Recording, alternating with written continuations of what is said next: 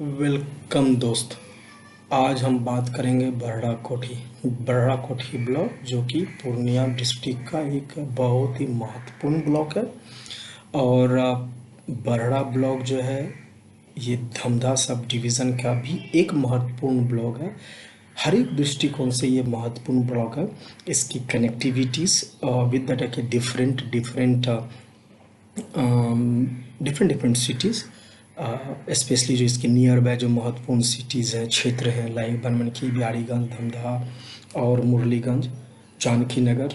तो आज हम बरहरा कोठी का पोस्टमार्टम रिपोर्ट करेंगे। पोस्टमार्टम करेंगे कि आखिर क्या अभी करंट स्थिति है, इसके रोड के क्या स्टेटस है, इसकी डेमोग्राफी स्टेटस क्या है, इसकी पॉलिटिकल अप्रोच क्या है, इनकी पॉलिटिकल स्ट्रेंथ क्या है, ठीक है। और ये बर्रा कोठी क्या कर सकता है सामरिक औद्योगिक रूप में, और क्या ऑल टुगेदर हम जानेंगे आज बर्रा कोठी के लाइव डिबेट में। अगर आप किसी को welcome to the show of the young Indian talk. अगर आप किसी को भी किसी तरह के कमेंट्स हैं, डिबेट्स में भाग लेना चाहते हैं, तो द यंग इंडियन टॉक से संपर्क करें और अपना व्यू, अपने क्षेत्र का व्यू के बारे में दुनिया को बताएं। नमस्कार दोस्तों। अगर हम बर्रा कोठी के बारे में अगर बेसिक अगर बात करें, तो ये धमधा सब डिवीज़न के अंदर आता है, पूर्णिया डिस्ट्रिक्ट के अंदर आता है। वो पूर्णिया डिस्ट्रिक्ट जिसके अंदर जो है 4 सब डिवीज़न हैं और 14 एडमिनिस्ट्रेटिव ब्लॉक्स हैं, जिस ब्लॉक्स में 14 एडमिनिस्ट्रेटिव ब्लॉक्स, 14 एडमिनिस्ट्रेटिव ब्लॉक्स हैं, जिसमें कि एक बर्रा कोठी भी हैं। और ये जो है पूर्णिया डिवीज़न के अंदर और सब डिवीज़न धमधा होता है। आखिर हम आज बर्रा का बात क्यों करते हैं?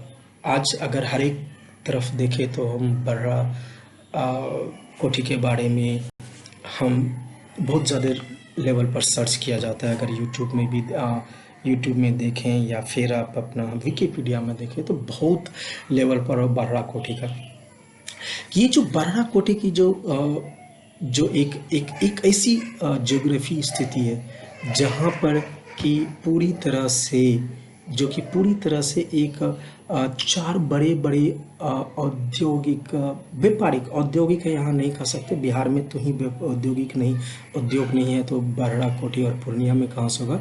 बट व्यापारिक दृष्टिकोण से जो सेंट्रल पॉइंट्स हैं, ठीक है, तो इस लेकर बर्रा का एक वजूद है। बहुत ही एक बर्रा का जो एक महत्वपूर्ण कंट्रीब्यूशन होता है, चाहे वो इलेक्शन हो एमएलए का या एमपी का या फिर किसी भी तरह का, तो उसमें बहुत ही स्ट्रॉन्ग दावेदारी पेश करता है। अगर हम प्रॉपर रूप में जाएंगे दोस्तों, थोड़ा सा वीडियोस बड़ा होगा, थोड़ा सा धैर्य रखें। हम जिस चीज़ को हम बताना चाह रहे हैं उसके लिए थोड़ा सा टाइम लगेगा। अगर डेमोग्राफिक देखा जाए तो मैं इसमें 3 चीज़ पर ध्यान दूंगा कि 1.67 लाख का जो पॉपुलेशन है, और इस पॉपुलेशन में जो दो एमएलए क्षेत्र पड़ते हैं। जनरली बर्रा कोठी जो है 2 एमएलए क्षेत्र को बिलोंग्स करते हैं। इसकी जो ज़मीन है वो एक है जिसकी कि एक तरफ जो है बीमा भारती है, जो करंट सिटिंग एमएलए भी है हमारे, और दूसरा जो है वो बनमनखी भी पड़ता है, जिनका कि कृष्ण कुमार ऋषि जी हैं। और ये जो है पूर्णिया लोकसभा कंस्टिट्यूंसी में पड़ता है, जो कि संतोष कुमार कुशवाहा जी जो हैं हमारे एमपी हैं। लेकिन आखिर अगेन मैं बात कर रहा हूँ, मैं उस पॉइंट पर आऊँगा कि आखिर बर्रा फिर भी पिछड़ा हुआ क्यों है। हम आएंगे दोस्तों। पहले हम बर्रा के बारे में जानते हैं कि आखिर ये बर्रा है क्या, किस जगह पर स्थित है, और इसका जो है डेमोग्राफी और अदर डेफिनेशन क्या है। तो नमस्कार दोस्तों, आप सोच रहे होंगे कि ये बर्रा ब्लॉक में ये टूरिस्ट प्लेस का क्या उचित है। तो मैंने इसीलिए ये कैप्चर किया है कि जो हमारे जो सिटिंग एमएलए हैं कृष्ण कुमार ऋषि, वो अभी टूरिज्म मिनिस्टर हैं नीतीश गवर्नमेंट में। अगर वो चाहे तो जो हमारे बर्रा कोठी में जो टूरिस्ट प्लेस है और नियर बाय जो टूरिस्ट प्लेस है उसको बहुत अच्छे तरीके से एक प्रोजेक्शन करके एक प्लानिंग के साथ इसको विकसित कर सकते हैं अगर वो चाहें तो। कि आज हम डिस्कस करते हैं कि बरहड़ा का पॉलिटिकल व्यू क्या है। अगर देखा जाए 1.67 लाख वोटर, जो कि बहुत बड़ा रोल प्ले कर सकता है किसी भी इलेक्शन के लिए, चाहे वो एमएलए हो और एमपी हो, वो बहुत बड़ा रोल प्ले कर सकता है, क्रुशियल रोल प्ले कर सकता है पॉलिटिकल व्यू से। आखिर क्या कारण है कि बरहड़ा अभी भी पिछड़ा हुआ है और हम बरहड़ा को one of the list priorities block में से बरहड़ा पूर्णिया डिवीज़न में जो हमारे टोटल 14 ब्लॉक्स हैं उसमें से बरहड़ा को सबसे लिस्ट में माना जाता है। आखिर क्यों?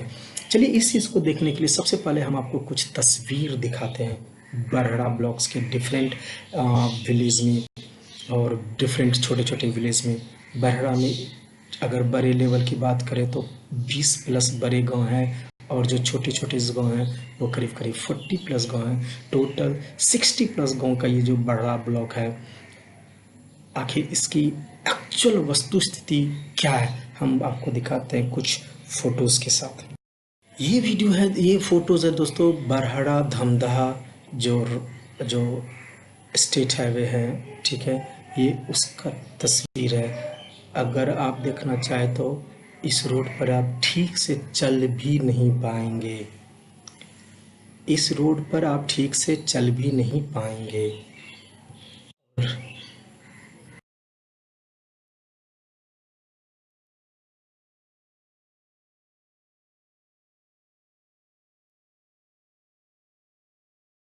बरड़ा कोठी सेंट्रल पॉइंट, ये बनमनखी धमदाहा बिहारीगंज मुरलीगंज के करीब करीब बीच में है।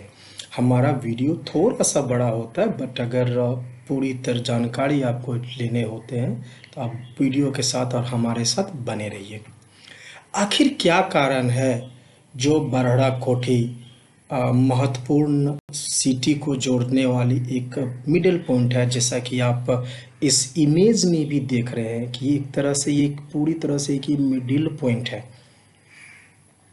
और ये जो जोड़ रही है हमारे मुरलीगंज को, हमारे बनमनखी को, धमदाहा को और बिहारीगंज को। तो मैं आपको यहाँ पर बता दूं कि बिहारीगंज एक गेम बाजार के दृष्टिकोण से बहुत ही महत्वपूर्ण है। बनमनखी भी मार्केट की दृष्टिकोण से बहुत महत्वपूर्ण है। मुरलीगंज भी मार्केट की दृष्टि से बहुत महत्वपूर्ण है और धमदाहा तो बरड़ा कोठी का सब डिवीज़न है।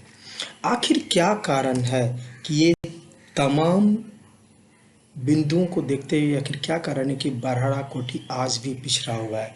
तो जैसा कि मैंने आपको पहले जानकारी दिया कि बरहड़ा के बारे में, बरहड़ा कोठी के बारे में, उसकी डेमोग्राफी के बारे में। चलिए आ जाते हैं इसकी पॉलिटिकल व्यूज़ को देखते हैं कि बरहड़ा कोठी जो है वो धमदाहा सब डिवीज़न के अंदर है और बरहड़ा कोठी का एक बहुत ही सामरिक महत्व भी है। अगर देखा जाए ना पॉलिटिकल व्यू से, अगर इसकी जो परिभाषा को देखा जाए तो ये बहुत ही महत्वपूर्ण है। क्यों?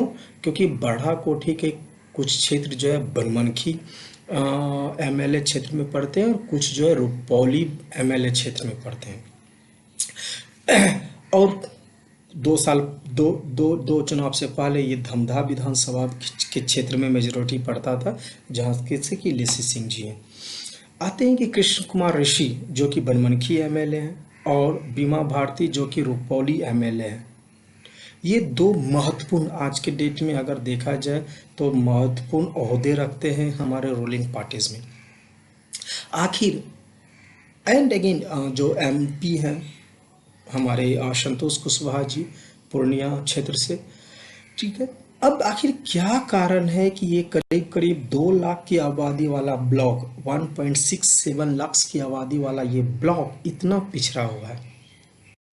इसकी इसकी खासियत क्या है इसकी इसकी प्रॉब्लम्स क्या है, जो कि अभी भी ये क्षेत्र जो है किसी एमएलए एमपी के नज़र में ये नहीं पड़ता। इलेक्शन के समय में सिर्फ नज़र में पड़ता है, लेकिन जैसे ही इलेक्शन हमारा हो जाता है उस उनकी कोई भी नज़र इन पर नहीं पड़ती है। और ये बरहड़ा कोठी, जैसा कि मैंने इमेज दिखाया एक की पूरे बरहड़ा कोठी का मार्केट देखे तो ये करीब करीब गर्त बना हुआ है। अगर बरहड़ा बनमनखी रोड देखे तो धमधा रोड तो चलने वाला नहीं है। अगर मैं तो कहता हूँ कि एक बार एमएलए एमपी को घीस के ले आओ ना इस रोड में देखने के लिए। धमधा बरहड़ा कोठी रोड आज से नहीं 5 साल से टूटा हुआ है, जो कि सिर्फ पिछले इलेक्शन के टाइम में, अगर मेरी याददाश्त बहुत ही खराब ना हुई हो तो 4 महीने के लिए ये रोड को बनाया गया था। इलेक्शन खत्म हुआ, रिजल्ट आया, दूसरे दिन से रोड टूटते टूटते 1 महीने में रोड बुरी तरह से टूटी है। बरहड़ा बिहारीगंज की अगर हम बात करें, ये तो रोड जो है सुहाना अल्लाह है, इसकी कोई डेफिनेशन ही नहीं है इस रोड की। अगर हम worst road of the world कहे तो कोई दो मत नहीं है। बिहारी बरहड़ा मुरलीगंज अगेन दो डिस्ट्रिक्ट पूर्णिया और मधेपुरा को जोड़ने वाला रोड है, फिर भी और एक बहुत ही अच्छा रोड में से माना जा सकता था, एक शॉर्ट रोड माना जा सकता था, बट आई फिर भी ये जो है पॉलिटिकल व्यू से ये भी पिछड़ा के पिछड़ा ही रह गया है। बनमनखी जो कि एक बहुत महत्वपूर्ण हुआ करता था चीनी मिल के लेके, जहाँ से कि बरहड़ा से ऑलमोस्ट उन चीनी मिल की करीब करीब 20% खपत जो है वो गन्ने का दिया जाता था बरहड़ा की तरफ से। आज भी जो है ये रोड अपने अ, भविष्य के लिए अ, अपने भविष्य के लिए रो रहे हैं कि हमें भी कोई देख लो और हमें भी कोई देख लो। बरहड़ा ब्लॉक के जितने भी पॉलिटिकल लीडर हैं वो एक कहावत को चरितार्थ कर रहे हैं, और कहावत ये है कि समधी पहला अहाँ चढ़ो तो पहला अहाँ चढ़ो। अगर हम आपको दिखाते हैं कि इस टेबल में हमने क्या किया है, मैं आपको दिखा रहा हूँ कि जो हमारे करंट सिटिंग एमपी हैं पूर्णिया के, 2 बार के 16वीं और 17वीं लोकसभा चुनाव में जदयू से हैं। कृष्ण कुमार ऋषि जो बनमनखी के एमएलए हैं, वो 2 बार एमएलए रह चुके हैं और टूरिज्म मिनिस्टर भी हैं। 2017 से बीजेपी से हैं। इनके भी क्षेत्र में बरहड़ा के बहुत सारे भूखंड आती है।